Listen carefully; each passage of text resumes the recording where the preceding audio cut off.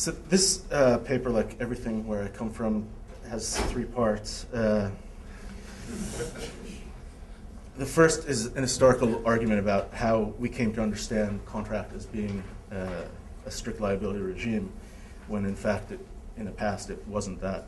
The second discusses justifications for the switch from seeing contract as a fault-based regime to the strict liability regime.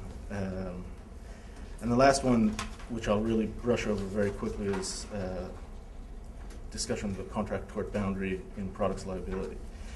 And I'll talk about the historical part itself in two parts. First is the familiar part. So the familiar part of the historical argument is about tort law. There, the conventional wisdom, which I think is right, holds that up until the 19th century, tort law was basically concerned with causality, and over the course of the 19th century, the negligence principle gained ascendancy. It organized the field in new ways, leading it to be understood through the popular slogan, "No liability without fault." One sees the new framework in treatises on tort that began to appear after the middle of the 19th century, and in the development and refinement of particular doctrines, most importantly, contributory negligence, assumption of risk, and damnum absque injuria, which I won't get into here. The background for the development of tort doctrine was an explosion of industrial accidents in the last third of the 19th century, which made tort a serious economic battleground.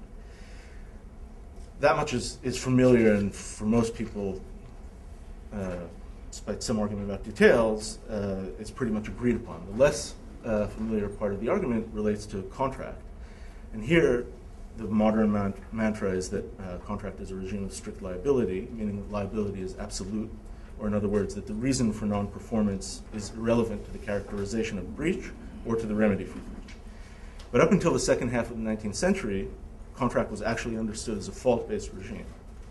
Most important reason for this is that contract as a category was understood directly through the typical contractual relationships that constituted the larger category of contract. So this was a world inhabited by people in relational pairs: bailor and bailee, principal and agent, master and servant, vendor and purchaser, landlord and tenant, husband and wife, and the list actually goes on. Within the relational pairs, actors had standardized duties whose contours were shaped by the relation itself. Individual agreement tailored these duties on the margins, but even though there were certain duties that could be characterized as absolute, it was much more typical for those duties to be framed in terms of reasonable skill, reasonable diligence, or reasonable care. And it was the failure to meet that standard of care that triggered contractual liability. So the basic standard of liability was one of fault, even though objectively defined. It was defined by external standards, not by whether the person was thinking bad thoughts when committing a lack of care. In the late 19th century, strict liability comes into its own, and then, as in tort, only through a reworking of the framework of thinking about contract. And the transformation works on two levels. First, there's a reevaluation of the source of obligation. And second, there's a new account of the basic purpose of contract. In terms of the source of obligation, parties were conceived of as making private law for themselves rather than entering into pre-existing standardized relations whose content was given by custom or law. In terms of the purpose of the contract, there was a decline of the view of the parties entering into a given type of cooperative endeavor, and a rise of the view of contract as a tool for allocating particularized and accountable risks. Perhaps the most intuitive way to think about this is to consider how lawyers viewed the paradigm or core cases over the course of the century. So the thought experiment, wake up an early 19th century lawyer in the middle of the night and say, what's contract? And as likely as not, he'll start to tell you about duties arising in particular classes of contract, and as likely as not, he'll talk about bailment. Ask him where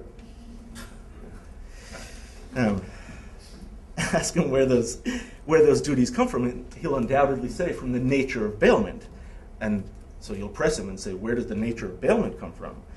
And he'll say, well, from the common law or from custom, but he'll certainly not say from the agreement of the parties. they've simply entered into this pre-existing relation. Now, ask about the particulars of the duties, and he'll differentiate by types of bailment, and this is more detailed in Richard Epstein's paper, but there are three basic ways to do the bailment. It could be for the bailee's own benefit, and then he's held to a high level of care, or he'll be liable even if he's guilty of only slight negligence or slight neglect. If the bailment is for mutual benefit, he'll be held to ordinary care, and if he's a gratuitous bailee, he'll be held only to slight care, or he'll be liable only if he's exhibited gross negligence. So by the late 19th century, maybe too many bailments cases were embarrassments for American lawyers because they were about bailments of people, right, hiring out of slaves. But I don't think that's why bailment sort of faded as a category. In any case, by the late 19th century, if you wake up another lawyer, he's likely, especially if he went to law school, which is something that his early 19th century counterpart certainly did not do, and even more so if he went to Harvard, he's likely to talk about mutual executory promises rather than about some pre-existing relation, perhaps for the future delivery of an agricultural commodity, perhaps for some service. If he's particularly advanced, he will think very little about cooperative activity. He might even be ready to characterize the parties simply as allocating risks or betting on the future price of this commodity and nothing more.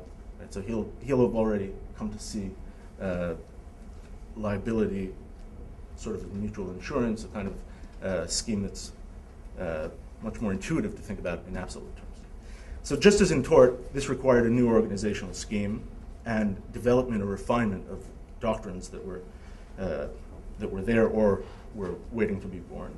There was plenty of academic energy to do the work, and this brought on new articulations of rules on formation, a refashioning of the law of consideration, and heightened emphasis on intention in the rules of interpretation, intention rather than thinking about what category of relationship these parties are actually in.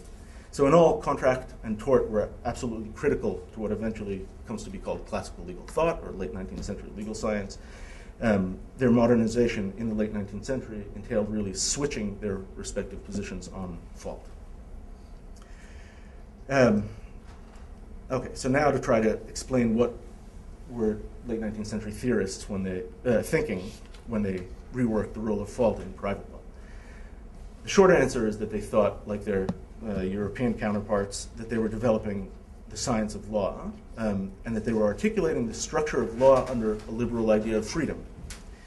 So the idea was to elaborate the conceptual structure under which each person had the maximal freedom of action that could coexist with like freedom of action for everybody else.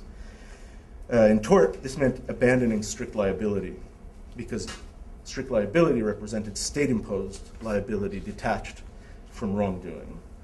Now, they all understood that negligence also imposed a limitation on freedom of action, but they would counter, negligence imposes such a limitation only where the action is a wrongful violation of the rights of others. The state is imposing responsibility, but only for actions that went beyond the rights of the injurer, and thus, since the injurer doesn't have a privilege to violate others' entitlements.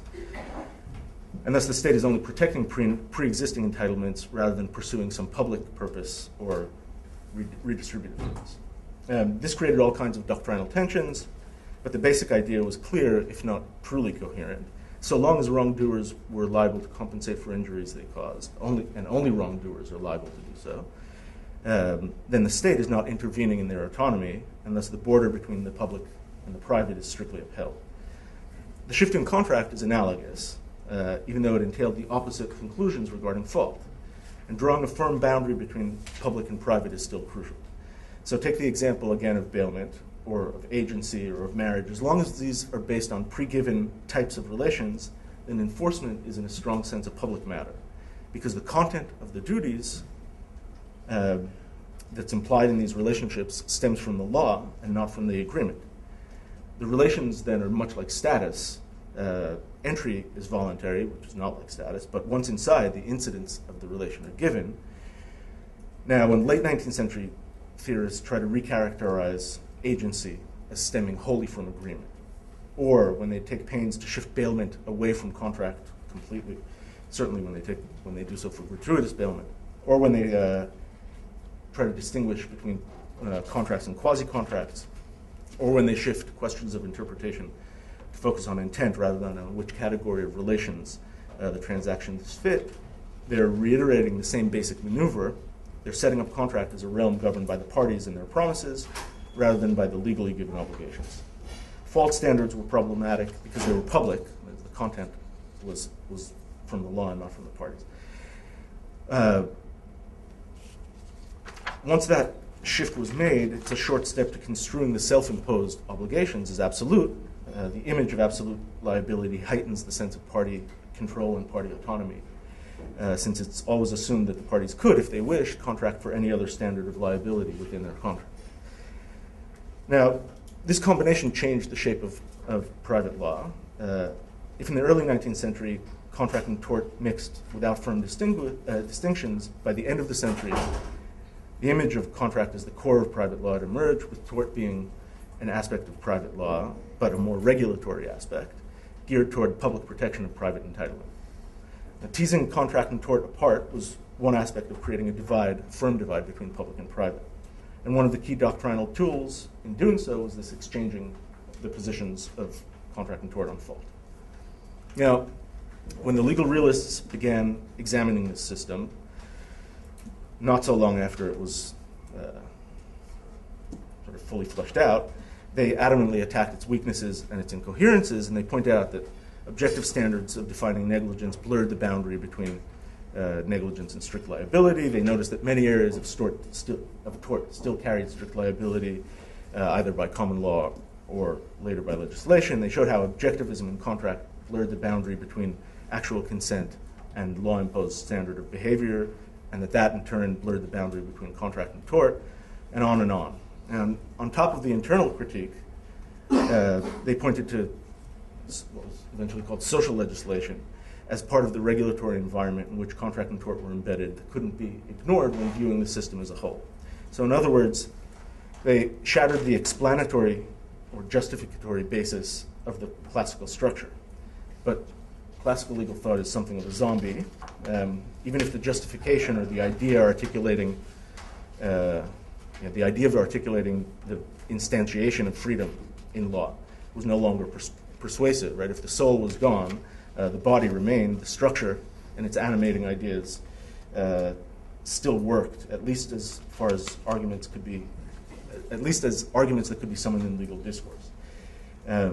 So some of these ideas are the ones we still think of as central to contract, right? That contract is centered around party sovereignty, that liability beyond consent is anomalous, that contract is more private than tort, which is more regulatory, or that strict liability is more interventionist than negligence. All these survived unmoored from the basic idea of justifying the mass of rules as the very shape of liberty. So let me quickly then just say a couple of words about what happens later and about products liability. This is much more detailed in the paper, but I'll do this fast. So in the 1960s, products liability emerged as a field that seemed to incorporate the legal realist critique of the classical structure. Injuries from products were a social problem to be addressed through law. The avenue was to blur or re-blur the boundary between contract and tort, first by eviscerating the doctrine of privity of contract, which in essence meant abandoning the idea that the parties were the sole source of their obligations, and then by eliminating the requirement of fault in a tort action. The interesting thing is that the classical structure, again, didn't actually die, and in the 80s and 90s, a host of voices, both in case law and much more adamantly in academic scholarship, began to critique products liability in a very particular way by reasserting the distinction between contract and tort. The high point of this literature is the contractualist movement in products liability, which advances the thesis that if the parties are left alone to contract, they'll reach efficient contracts over product safety. Now, importantly, contractualists see their claim as one that relies on a strict boundary between contract and tort, and on the idea that the place for strict liability is contract and the place for fault is tort.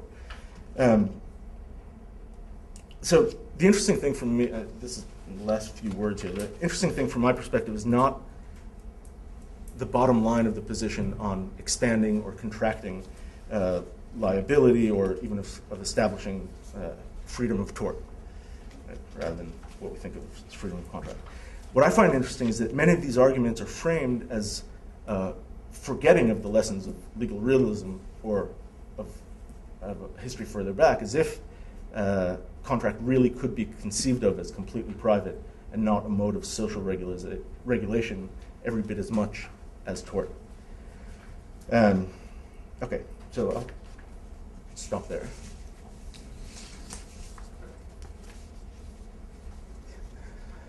Please. In terms of the boundary line, I do think it's very useful, to stress the point which I don't think is stressed quite enough in this paper, which is the willingness to sort of have standard contract solutions in cases of commercial non-performance, and then to sort of think generally about the situation as one of torts when you have property destruction or personal injury, so that occupiers' liability, medical malpractice, product liability, and so forth all get pushed on the tort side of the line.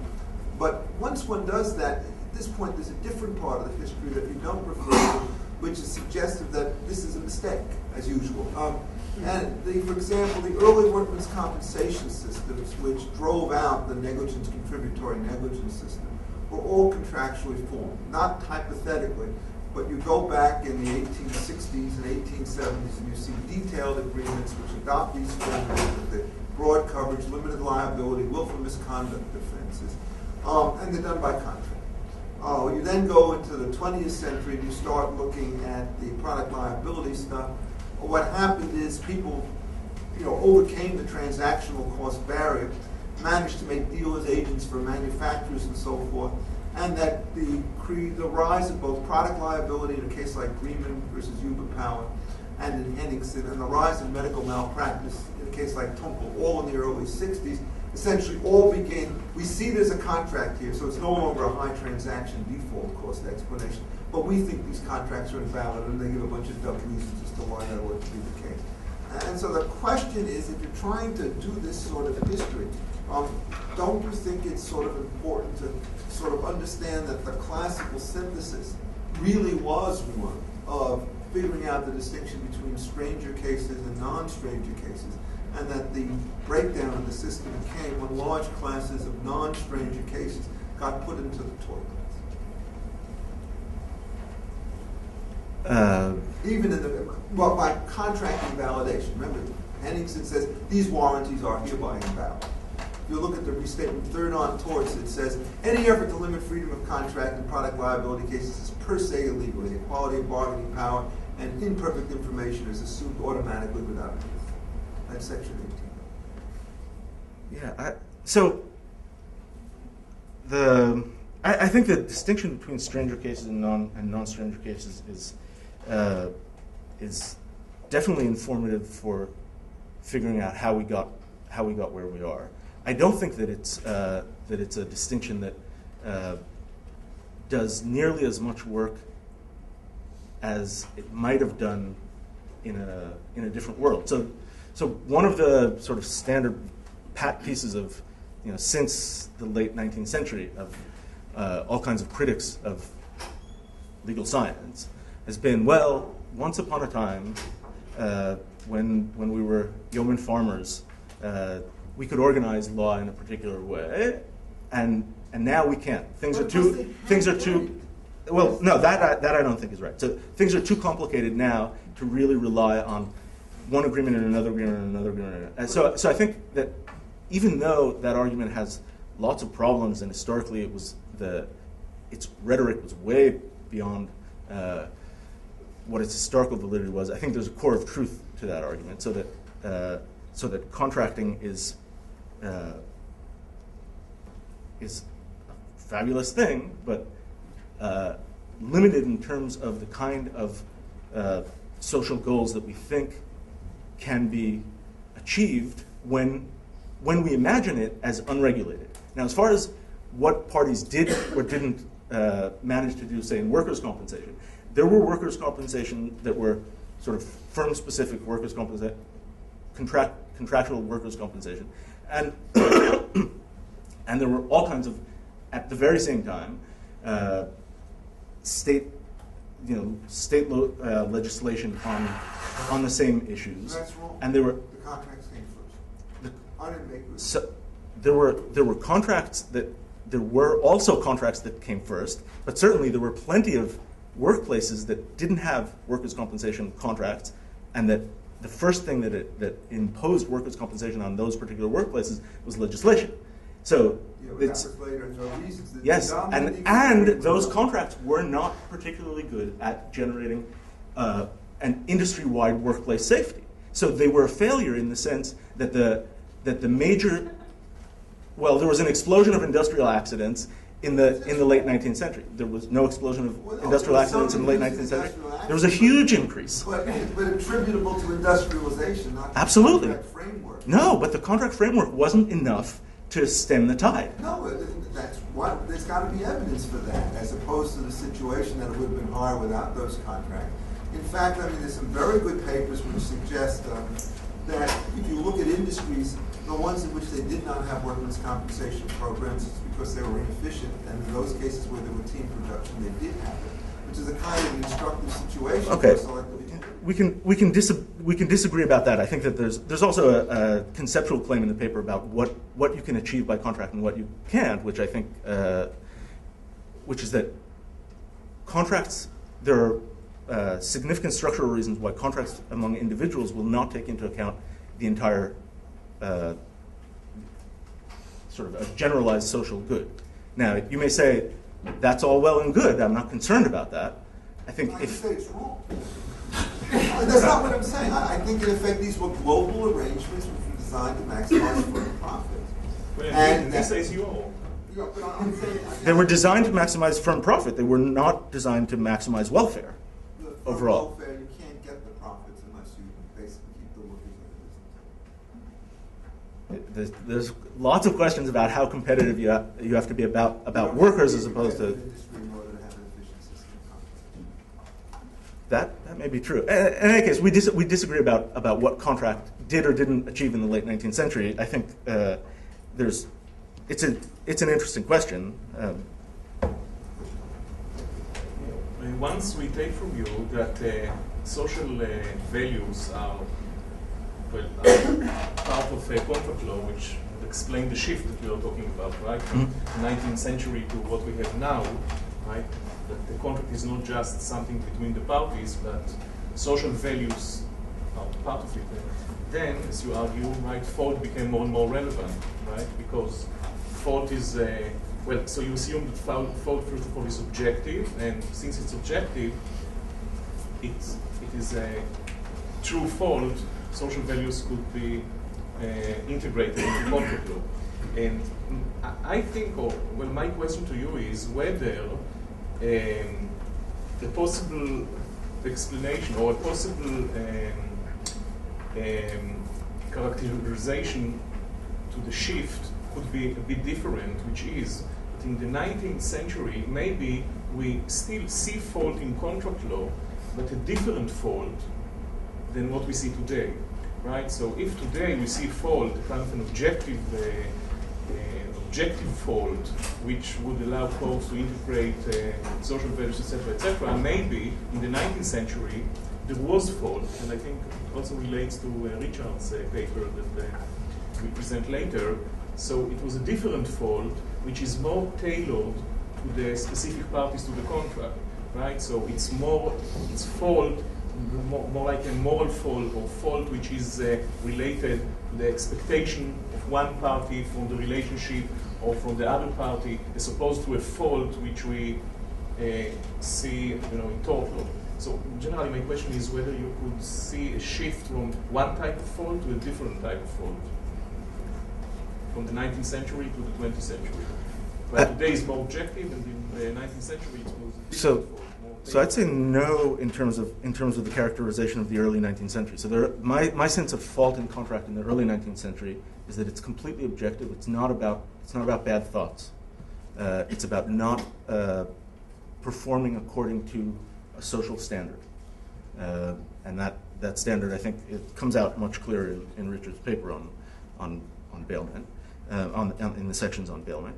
I think that as far as what's happening in the 20th century in fault, fault becomes an opportunity to re-inject social concerns, I don't actually have a very strong position on whether it's a good avenue for that injection. I think we could do it in lots of other ways, and I think the main concerns are what's the administrative cost and what are the distortions in terms of incentives. So my take on the normative project is actually sort of standard economic analysis.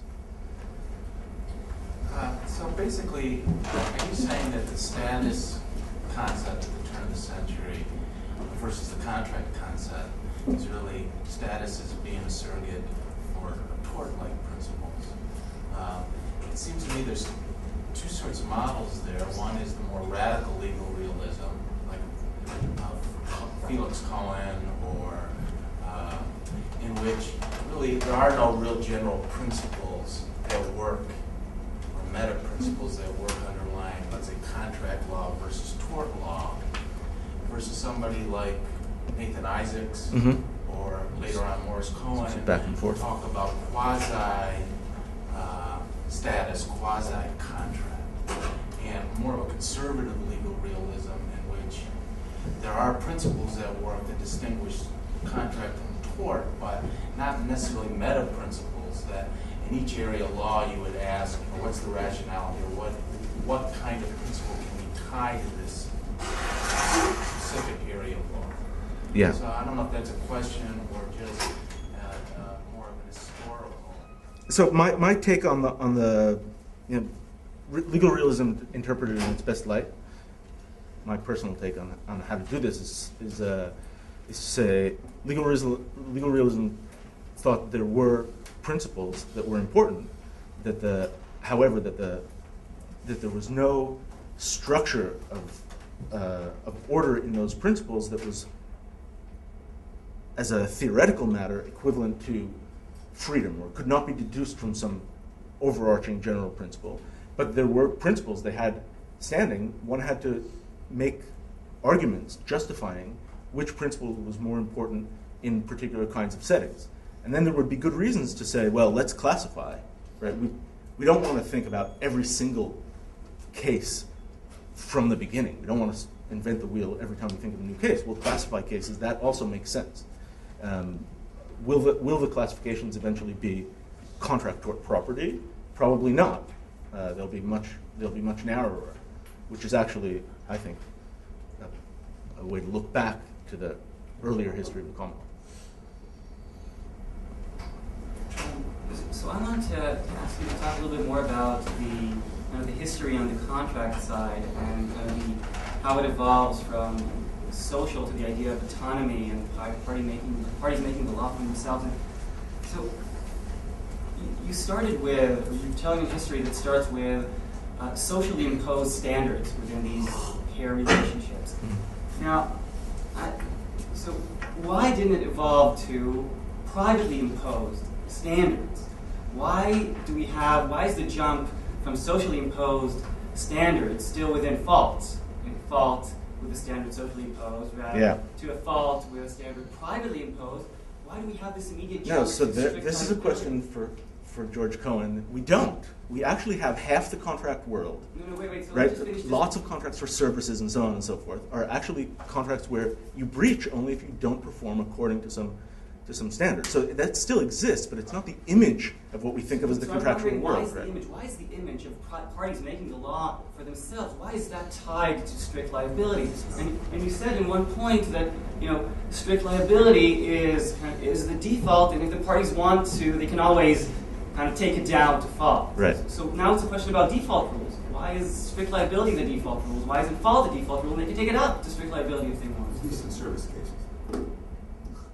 Yeah, I think that analytically, there's no reason for one to think autonomy requires strict liability.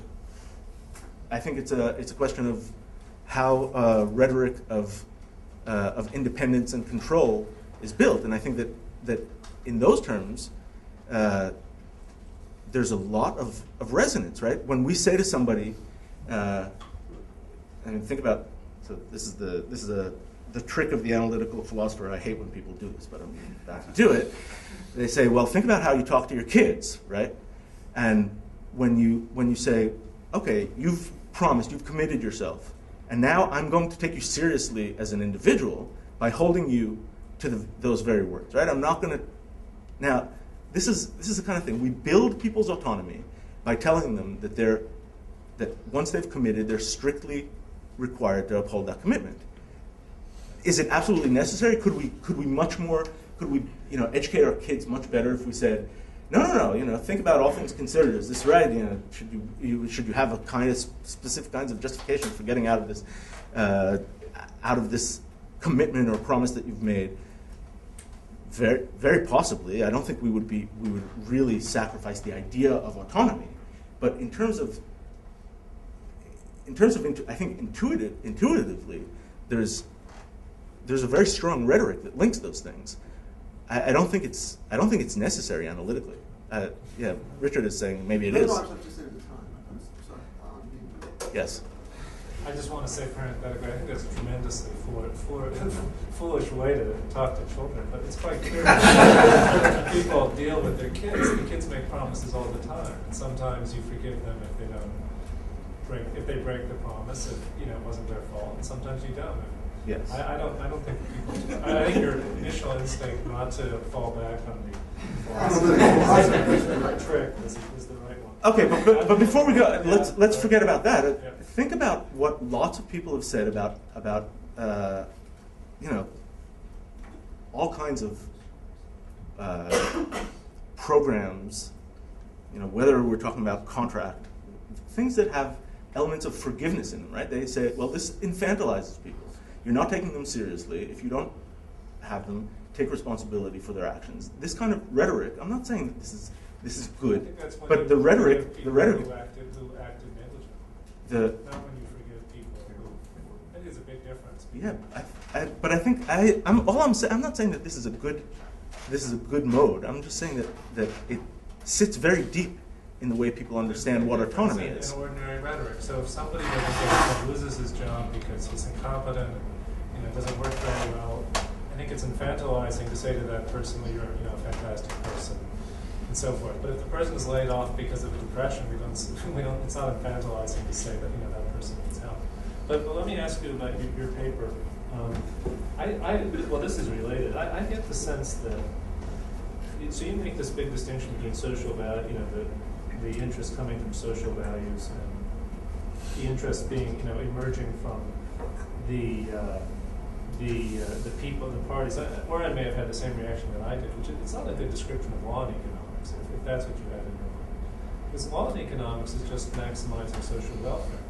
And individuals, are useful to the extent they know their interests better than other people do. They don't always, and often, as we were talking about before, when they're negotiating contracts because of transaction costs, they can't even take into account their own interests, and that leads to all of the aspects from the law and economics perspective. That leads to all of the aspects of contract law, which, unlike Richard, I think is 98% of contract law, where the courts are essentially imposing duties on people that they didn't voluntarily take on themselves because they didn't have the time and so forth to do that.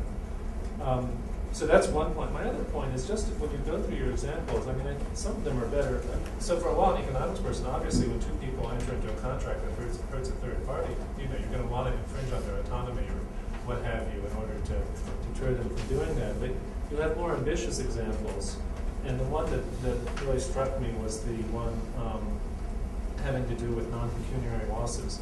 I just didn't understand this. You said, there's a flaw in the contract setting. The informed rational buyer will not want to buy insurance for pain and suffering damages, but will want the seller to consider such damage when investing in safety. Unless the parties can rely on some obligation outside their bargaining, there's a built-in hole preventing the optimal arrangement between them. I don't understand that. You can imagine the parties saying, if you take your assumption literally, you can imagine the parties saying, well, if you cause pain and suffering, you have to pay to some third party or something like that, but why is there a hole there? There may be a tension between what the parties want, but why can't they design a contract that, all right, suppose that transaction costs are zero, why wouldn't we think that the contract that they designed would be optimal for them, given this sort of tension, and that there's no reason for the court to step in with, obligations outside the party?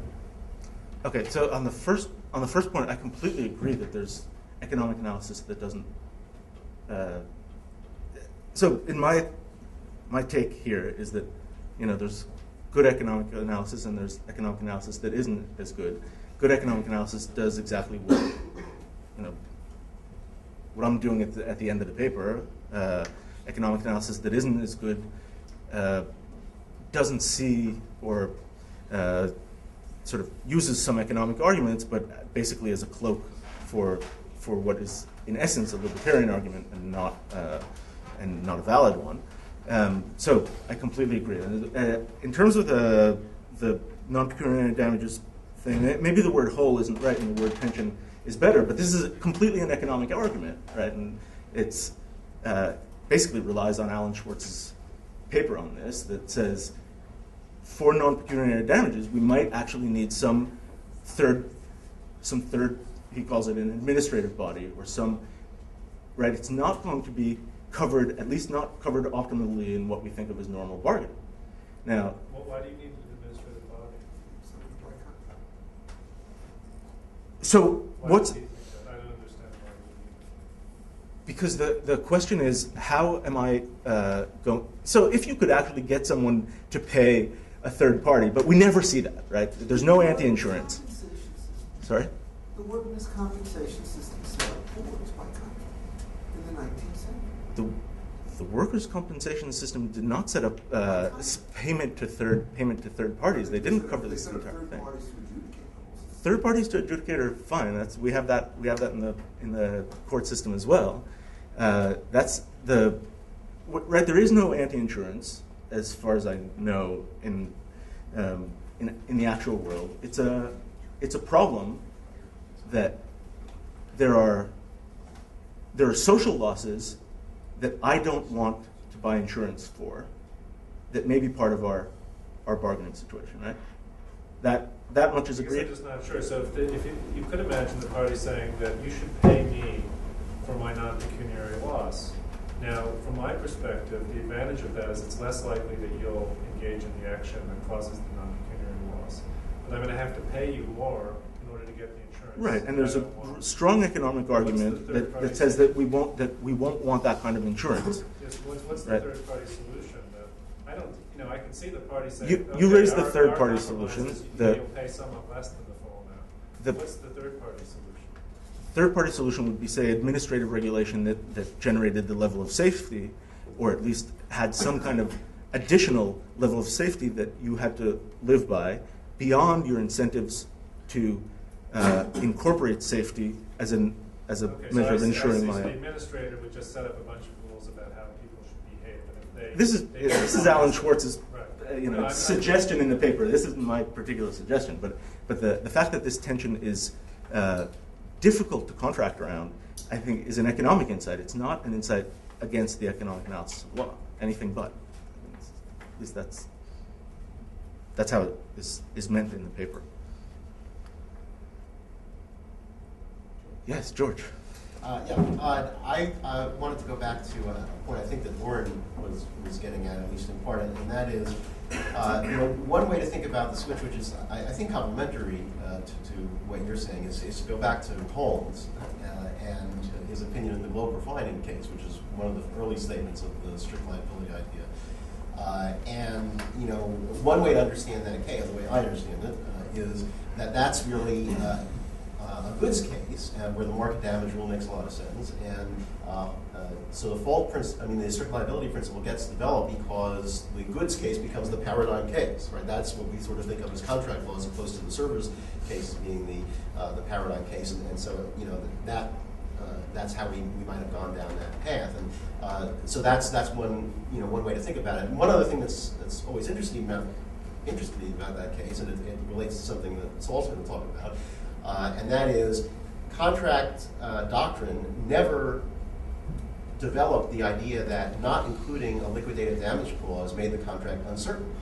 Right? You can, the price term was always key, and quantity and was relatively key, but damages terms were not, right? And Holmes and others never saw any problem or any tension between the idea that, you have to encourage, parties to put in, make a more complete contract, but not in the damages area. The damages area, you had no problem sort of saying, default rule and, what the parties would have wanted and all that kind of rhetoric. So I just think that's kind of interesting and I don't know whether there's a historical explanation for why that might have developed that way as opposed to some other, just an observation. Yeah, those are very interesting ones. I have a speculation about the not one that's very worked out about the last piece, which is that it was quite important for theorists like Holmes to do something that contributes to what they considered the certainty of law, and in the following way: taking damages as much as possible away from the jury in the sense of do what you like, and bringing it to the judge. Now, if that is your goal, it's going to be very tricky to say, well, when the parties haven't said what the damages are, now the contract itself is uncertain. That is, I think the search for a rule of law that would make sense of damage measures was actually a big project of legal science. It's a puzzling project for me, but I think Holmes is actually an interesting character there. It's definitely something that was one of the real practical issues that brought together what we think of judicial role and what we think of actual contract rules and what we think of what the parties can do as opposed to what they can't do. Do you want to take a couple minutes to summarize or take another question? I'd take another question, if there is one.